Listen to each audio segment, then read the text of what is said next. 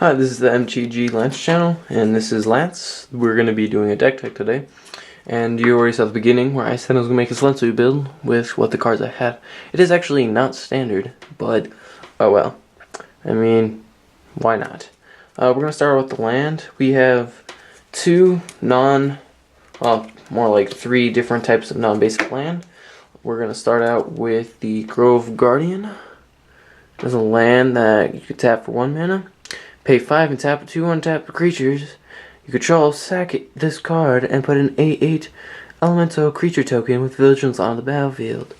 Of course, that is a really good card in this deck because, I mean, think about it. Turn 5, it's getting late game, you're not getting able to get through. You just got an 8/8, no big deal. Next, we put in a Reliquary Tower. Just a land, taps for any mana. And not any mana, but white colorless mana, and then you have no maximum hand size. So, yeah, there's that. And we're going to go over the lands first, and then we're going to go on to the other stuff. Next is Selesnya Guildgate. And running 3 of these. I'd rather have the Shock Land, but I don't have them right now, and I don't have those. But if I can get more cards in the upcoming set that are more green-white builds, we'll be able to do a lot better. This deck is running 22 lands. We're running 10 green lands, and the reason why we're running only 10 green is because we have a lot of mana ramp in here, and we don't need a land. So, well, we need land, of course, but just not a whole bunch of land. We'd rather be running into creatures than mana, especially when you play that stuff and it just gets big and crazy and you just don't want to run into more mana because you don't need it. Next is the next things, and it's plains, of course. We're running 7 of these because we have a little bit of white, but not as much as we do green. And the stuff that does cost white either costs 1 or 2 white, and the 2 white I only have 3 of those. So that is my 22 land right there for you. So we're going to move on to the creature base now. So let's get to it. We're running a playset of Elvish Mystics, which are pay 1 green. You get a 1/1 creature that lets you, when you tap it, add 1 green to your mana pool. So it's pretty aggro-ish because it's not the fastest card. It is the fastest card pretty much in green, besides some of the other green cards. Another mana producer, since I only have 1 of them, but they're really good in a hexproof kind of build, and this is kind of aggro white green hexproof and it's a cost 2 and defender hexproof. Add 1 to your mana color of any color. So it works with the white. It's a 0/3. So it can take on those early hits, and it's hexproof, so they can't just get rid of it. So it's pretty decent in this build. We're running a 3 of, because I have more than 3. I just don't want to run 3 because we already have 4 Elvish Mystics and 1 Catarad. Is a lot of elves, just 3 more elves that are pretty much the same thing, just different names, and I can run another playset of those. Well, I'm not running a playset because I have the Catarad, and why play a place? I'd rather have a playset of the Catarad than the elves, trust me. Next is the Tuskers, Cloning Tuskers, which are a 2 green for 3/3. So turn 3, you're going to be able to swing for 3, so it's pretty aggro-ish. Just simple as that, no spectacular ability. They create late game if you need just blockers. If you get to that point, if you're not getting in for a big damage. If you notice what I mean, got big mana ramp. You have 8 cards that create mana ramp. Next we'll go on to our next, and my favorite true drop is a Fleece Mainline. It is a 1 green, 1 white for a, let's let that focus for a second. Come on. Focus. Give me a second here. Let's try to get to focus. Well, since you can't really see it, and I don't know why it's not focusing, it is a 1 green, 1 white. It's a 3/3, and if it goes monstrous, which costs 3 any, 1 green, 1 white, it gets hexproof and indestructible, so it becomes almost invincible, except stuff that doesn't target it. But like bounce, you'd have to. Oops, sorry, I didn't mean to hit the camera. You'd have to bounce it or other stuff to get rid of it. The thing is I know you're thinking, well, it's a green-white deck. Why aren't you running? Oh, I just forgot. Voice of Resurgence. Oh God, what is that? I just forgot all the names of them. But there's like Fleece Mane Lion, the. Oh God, why can't I remember it? It is. God, Voice of Resurgence, the guy when he goes to the graveyard comes back, can't be countered. Loch Neck Smiter, something Smiter. Yeah, why aren't you running those? Don't have them. And they're expensive right now, so I don't have a lot of. Well, they're not expensive, but I just don't have money. 1 any, 2 green. It's a 2/2. Whenever it enters the battlefield, exile target creature until it leaves the battlefield. So small. It's not the biggest removal card, but it's removal. And that is Banish a Priest. I'm running 3 of. I was going to run 4 of, but there's other reasons why I didn't do 4 of. And then next is our second to last creature card. Is Wayfaring Temple. It costs mana cost is 3, 1 any, 1 green, 1 white. When the power and toughness are equal to the number of creatures you control, whenever it deals common damage to a player, that populates. So pretty much every time, there's not a lot of tokens in here, per se, not yet at least, but I mean, you're populating, and if you have the Grove out and you're swinging every time and they don't have anything to take care of the Wayfaring Temple, and I mean if you have all your elves out and your Cataract, I mean you have at least a 1, 2, 3, 4, 5, 6, 7, 8, an 8, 8, no, a 9, 9, and if it deals combat damage to a player, I mean you're going to be copying your 8, 8 Vigilance. So yeah, next we're running our last card is a Mistcutter Hydra. These are really good late game, can't be countered, haste, protection from blue, so that mono blue devotion kind of goes boom, but it doesn't have trample, but oh well. And that is it for our creatures. And with our sideboard, we're running more creatures, but you know, that's how that goes. Next, we're running a, I think it's a, playset of Ranger's Guile. 1 green. Target creature you control gets +1/+1 and gains hexproof. So it gets rid of that control aspect for them to slow down your stuff. So you're just like, nah, that's alright. I'd like to keep my stuff and I would like to use it. And that just keeps them from removing stuff. So yeah, next we're running a 3 of Fog, 1 green, prevent all combat that will be dealt this turn. So yeah, it's a simple. Stops them from coming in so you can keep swinging while they swing at nothing pretty much. And you just kind of like, I'll take it. Next we're running a one of Heroes Reunion. Pay 1 green, 1 white, gain 7 life. Just keeps you in the game longer. Oh god. Keeps the games going a lot longer. Next we're running a one of God's Willing. Give him protection from Mad Black and give me that scry. I'd play more, but I just don't. I simply just don't have them.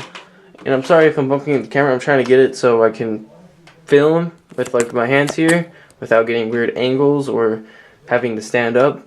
So that's why you're hitting cracking. Next we're playing Battlewise Veiler. It's 1 any, 1 white.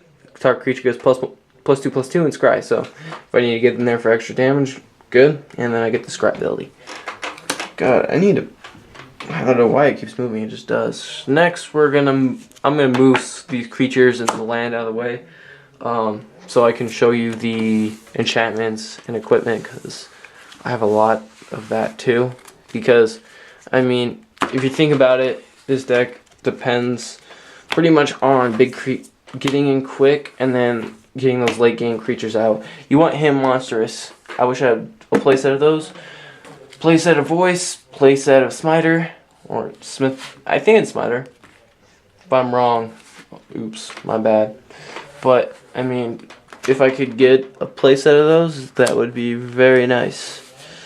But, I don't think I can get any anytime soon without spending some cash or getting my friends to trade. Which, why would you want to, I wouldn't want to trade mine because it's just a fun card. So next is the equipment and the enchantments, and I am running two equipments, and then 1, 2, 3, 4, 5, 6 enchantments. With the first enchantments, we're running a 3 of Ordeal of Nyla, or Nylea. And the reason why I'm doing this is to make my creatures bigger, and just in case I need more mana, so I can just start playing stuff. I'm just trying to figure out a way to give this more draw advantage, because the thing is you're able to get all this stuff out for cheap mana cost, but it's hard to keep drawing into stuff when you don't have any stuff. Now into the equipment, we're running a 2 of Fire Shrieker. It costs 3 and costs 2 to equip and has double strike.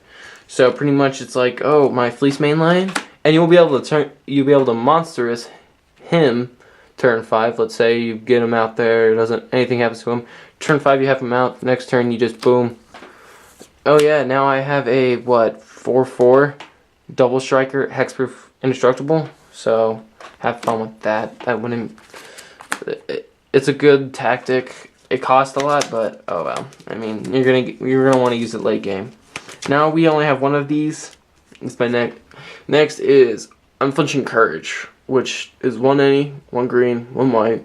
Enchanted creature gets +2/+2 trample and lifelink, which is so good. I mean, that keeps me getting life, going against them, and getting that trample in there for like, again, Fleece main lion, again, Wayfaring Temple.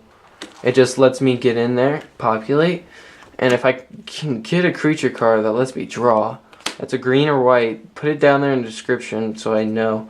I mean, I think I know a few, but I don't, they're not popping in my head right away. Or some token cards that produce tokens for low mana cost. Next is Rancor. It's Rancor, come on. +2/+2, has trample. It's a good card. It's just, should be in, I only have 1 though, so yeah. Next is Spider Armor. I love this card. It's like my favorite card ever. 1 green, giant creature gets +1/+1 in reach, and has totem armor. I mean, it's like Fleece main lion, Unflinching Courage. Oh, you want to destroy it? No, it's not gonna happen.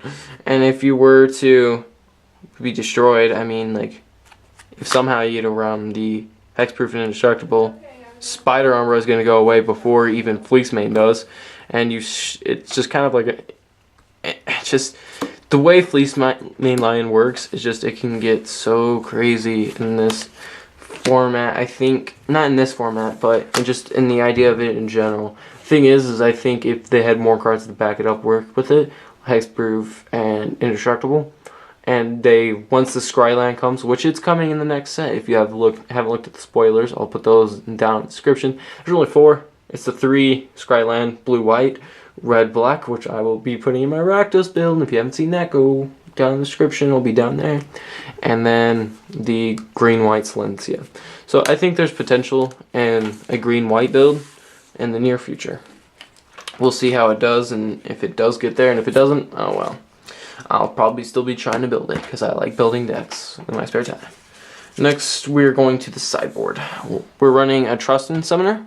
Costs 5, 1 green, 1 white, and when it enters the battlefield, you get a 2/2 white knight creature token with vigilance, a 3/3 green centaur token, and a 4/4 rhino with trample into the battlefield. Late game, I'm getting more late games and just need to get more.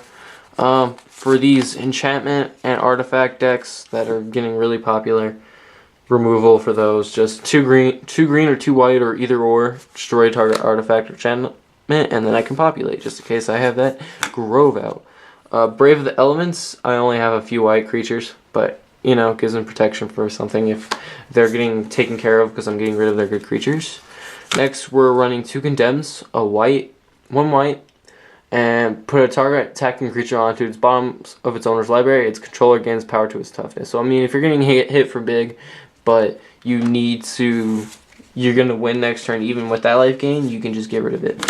If I need more tokens, pay 1 green, 1 white, get a 3/3 centaur.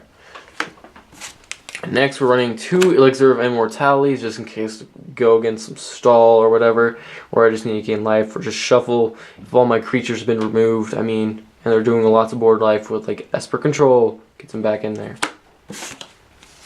We're running 2 Blessings, 2 whites, and Enchanted Creature gets +1/+1 for 2 white, so just more boost. more boost. And man, this video is going to be long and take forever to edit. Next, we're running 2 Skylashers, 1 green, 1 any. Flash, so I can just put it down a turn or whenever I need to. Skylash can't be countered, so it's just going to get in there no matter what, and has protection from blue. So that gets rid of Aetherlings doing damage unless he's unblockable. It kind of stops mono blue. And just in case we need a big creature, Nemesis of Immortals. And I'm going to be having a lot of creatures out, and a lot of them are probably going to be in the graveyard because removal and stuff. So I think I can easily get this guy out. And yeah, so that is my Selesnya build. Give me some comments of stuff I should add. I already know some stuff I should add. Just give me some more advice on other stuff. As I said before, more token producers and all that stuff. So this was the MTG Lunch channel. Have a good day and subscribe, like, and comment down below. I hate asking, but I need it, and it will help me make better. It won't help me make better content. I'll just know you guys like it, and you guys can tell me what I need to improve on and what I need to do. So thank you. Have a good day. See ya. Bye.